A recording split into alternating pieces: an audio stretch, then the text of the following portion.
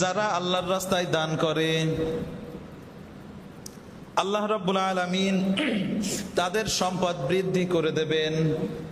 আল্লাহ রাব্বুল আলামিন বলেন, যারা আমার রাস্তায় দান করে আমি তাদেরকে সম্পদগুলো বৃদ্ধি করে দেব। এরপর আল্লাহ রাব্বুল আলামিন বলেন, লান তানালুল বিররা হাত্তা তুনফিকু মিম্মা তুহিব্বুন।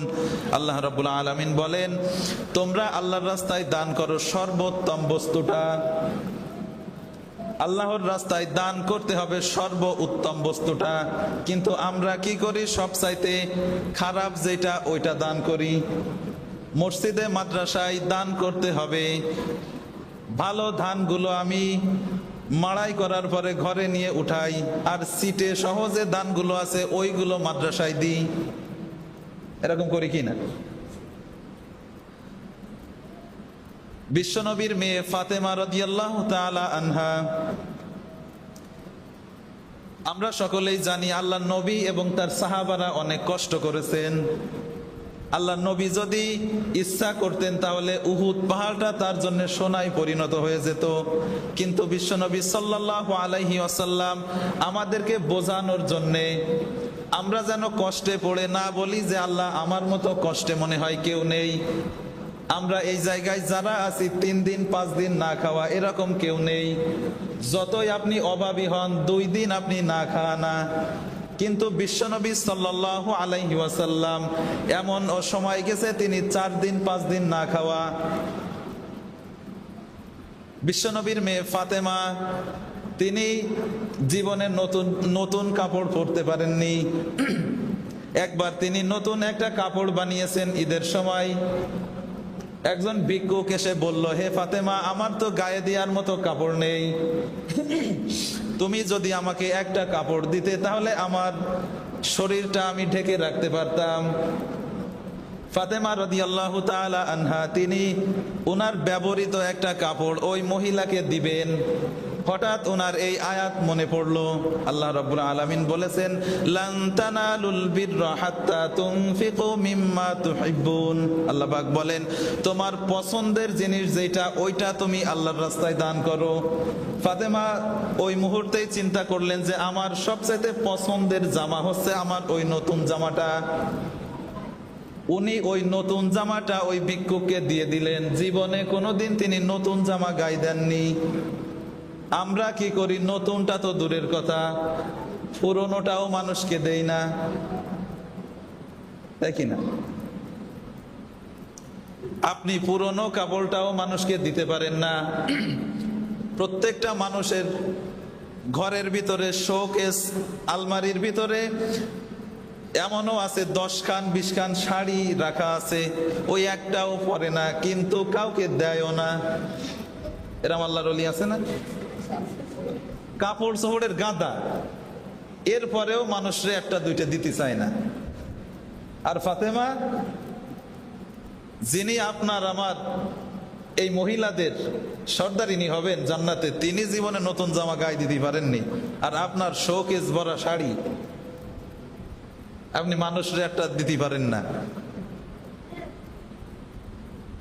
কিয়ামতের দিন জবাব দিতে পারবেন? ফাতেমা যদি বলে যে তুমি তো জান্নাতে যাবা, জীবনেতে একটা শাড়ি সরিনি তোমার কাছ থেকে, আর আমি জীবনে নতুন জামা গায়ে দিনি, কিছু উত্তর দিতে পারবেন আপনি?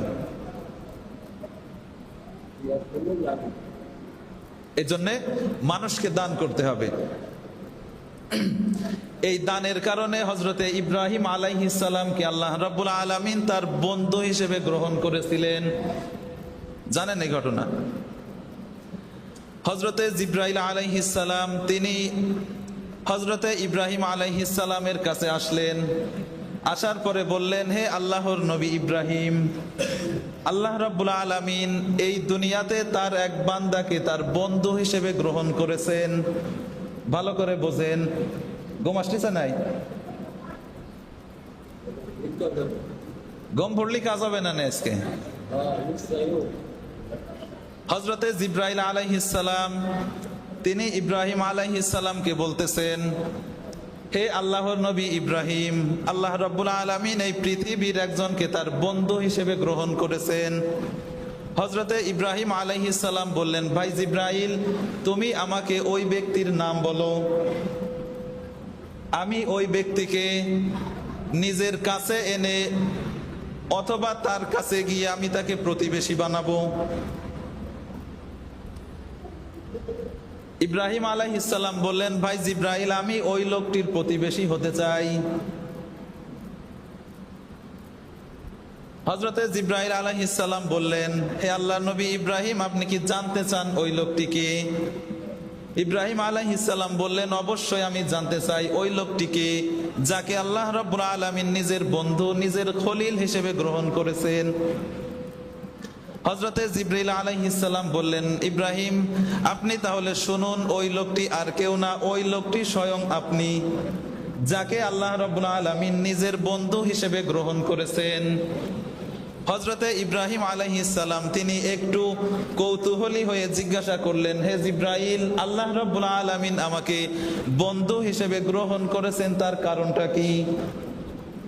আল্লাহর বন্ধু হওয়া এটা কি যেমন তেমন ব্যাপার? যেমন তেমন ব্যাপার? ইব্রাহিম আলাইহিস সালাম তিনি জিজ্ঞাসা করলেন, ভাই জিব্রাইল, আমাকে বলো যে আল্লাহ পাক আমাকে কেন তার বন্ধু হিসেবে গ্রহণ করলেন?